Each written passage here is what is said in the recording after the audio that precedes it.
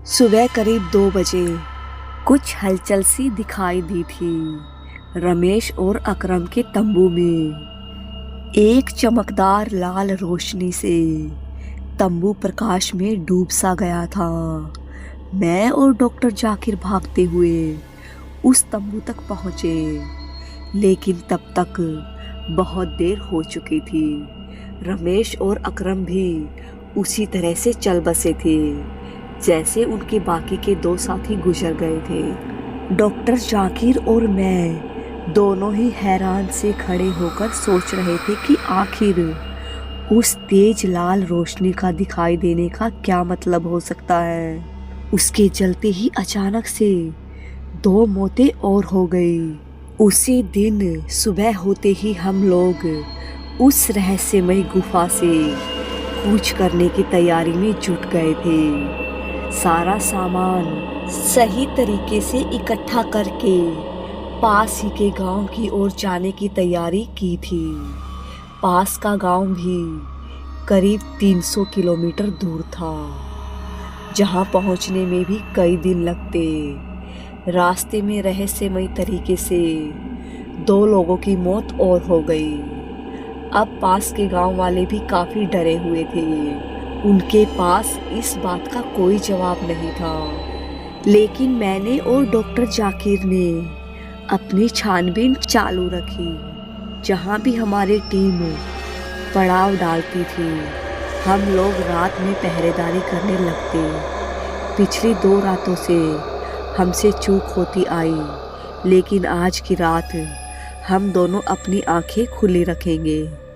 7 बजे हैं और इस समय टीम के सभी लोग 4 अलग अलग दिशाओं में आग जलाकर बैठे हुए हैं। हंसी मजाक नाच गान चल रहा है, लेकिन शायद मैं और डॉक्टर जाकिर ही इस बात की चिंता में है कि आज की रात क्या होगा, किसकी बारी है।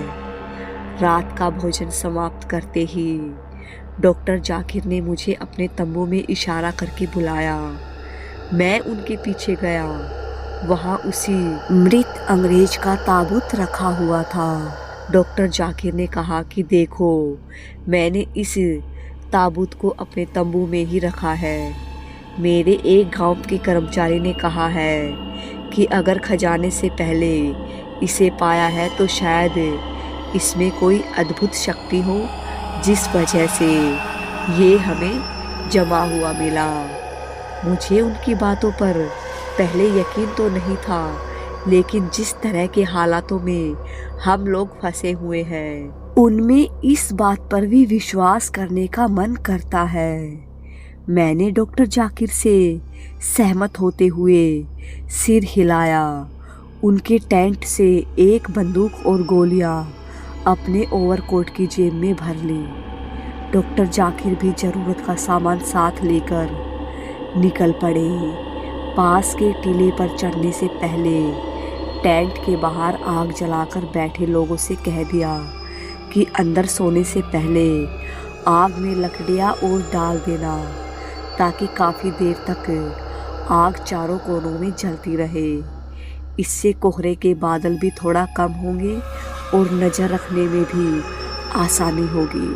फिर मैं और डॉक्टर जाकिर पास के एक टीले पर चढ़ गए, जहां से सभी पड़ाव पर नज़र रख सकते थे। लेकिन उस रात सोने से पहले उन मजदूरों ने लकड़ियां आग में उतनी नहीं रखी, जिस वजह से कुछ ही देर में कोहरे ने अपनी चादर चढ़ा ली, जिस वजह से कुछ घंटों बाद नज़र रखने में थोड़ी परेशानी होने लगी। मैंने डॉक्टर जाकिर से कहा, तुम रुको, मैं जाकर देखकर आता हूँ।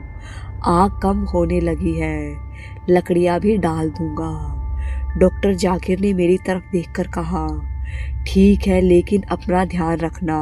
मैं यहीं से तुम्हें कवर कर लूँगा। अगर कुछ गड़बड़ हुई तो उसके बाद मैं कैंप की तरफ बढ़ने लगा। मेरे पास थी विंचेस्टर 1886 राइफल और डॉक्टर जाकिर के पास थी शार्प मॉडल 1874, जो काफ़ी दूर से भी सटीक निशाना लगाने के लिए जानी जाती थी। लेकिन फिर भी हम दोनों के मन में एक अनजान सा डर घर करने लगा था।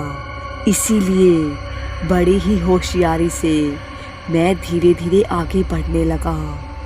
कैंप के एक कोने पर मैंने आग जला दी। दूसरे कोने की तरफ बढ़ ही रहा था कि अचानक मुझे ऐसा लगा कि जैसे कोई हलचल सी हुई हो। मैंने पीछे मुड़कर देखा तो कोई नहीं था। फिर मैं दूसरे कोने में लकड़ियाँ डालने गया। मैंने यहाँ भी आग जला दी। अब तीसरे कोने की बारी थी। कोहरा काफ़ी था। मैं आहिस्ता आहिस्ता तीसरे कोने की तरफ बढ़ ही रहा था कि अचानक तेज लाल रोशनी चमकी और एक चीख सुनाई पड़ी। वो चीख इतनी भयानक थी कि किसी के भी दिल की धड़कनें रुक जाती। डॉक्टर जाकिर उस टीले से कूदकर कैंप की ओर भागते हुए आने लगे। चूंकि मैं नज़दीक था, मैंने उस ओर दौड़ लगाई जहां से तेज लाल रोशनी चमकी और चीख सुनाई पड़ी थी। मैं उस टेंट में पहुंचा, लेकिन कुछ दिख नहीं रहा था, सिर्फ अंधेरा था। मैंने अपनी जेब से टॉर्च निकालकर सब तरफ देखा, कोई भी नहीं था। लेकिन हमारे टीम के एक सदस्य की मौत हो चुकी थी। इतने में डॉक्टर जाकिर भी पहुंचे और उसके बाद टीम के वो सदस्य जिनकी नींद उस भयानक चीख को सुनकर खुल गई थी। सुबह के 3 बजे हुए थे। फिर हम सब में से किसी ने सोना मुनासिब नहीं समझा। डॉक्टर जाकिर ने मेरे पास आकर धीरे से कहा, मैंने उसे देखा जब मैं कैंप की तरफ भागते हुए आ रहा था। लेकिन ये बात मैंने सबके सामने बताना मुनासिब नहीं समझा। जैसे ही तुम टेंट की तरफ पलट कर आए, वो मेरे टेंट की तरफ जाने लगा। उसके पैर जैसे जमीन पर नहीं हवा में थे और गजब की रफ्तार थी। उसका दाहिना हाथ उसका सिर पकड़े हुए था। वो एक जीवित मुर्दा है जो शायद इस खजाने की रखवाली कर रहा है। किसी तरह हमें उसे इस खजाने से दूर करना ही होगा, नहीं तो हमारे बरसों की मेहनत पर पानी फिर जाएगा। कहानी में आगे क्या होने वाला है? क्या डॉक्टर जाकिर उस कटे सिर के मुर्दे से उस खजाने को अलग कर पाएंगे? जानने के लिए बने रहिएगा कहानी के साथ। कहानी अगर थोड़ी सी भी पसंद आई हो तो चैनल को सब्सक्राइब और वीडियो को लाइक शेयर ज़रूर कर दीजिएगा।